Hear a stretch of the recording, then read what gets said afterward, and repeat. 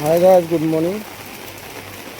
বৰ্তমান ডিউটিত আহিছোঁ, বাহিৰত আছোঁ এতিয়া।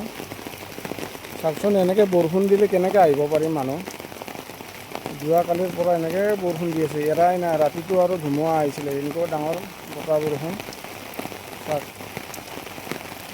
যোৱাকালি গ'ল গণেশ পূজা। গণেশ পূজাৰ পৰা এনেকৈ বৰষুণ এৰাই নাই। যোৱা ৰাতিৰ পৰা, কালি দিনত ইমান নাছিলে, কিন্তু আজি যোৱা ৰাতিৰ পৰাতো আৰু বেছি হৈছে বৰষুণ।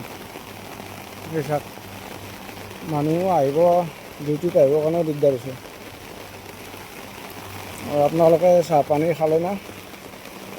অসমত চাগে বৰষুণ দিয়া নাই, না দিছে নাজানো। ইয়াত কিন্তু এনেকৈ বৰষুণ। চাওক,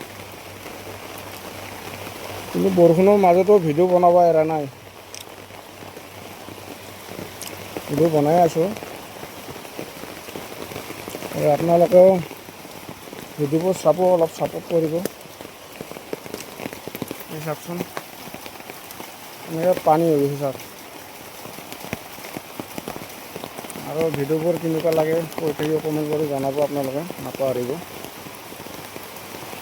ৰাতি এনেকুৱা ধুমুহা আহিছিল, ধুমুহাত কলগছ চলগছ চব ভাঙি চিঙি এই চাওক চব পৰি গ'ল। কিন্তু কলৰ থোকো আছে, তাত পূৰা ধোৱা নাই, কমলা আছে।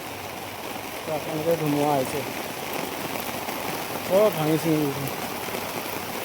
বিৰাট বৰষুণ হৈ চাওক।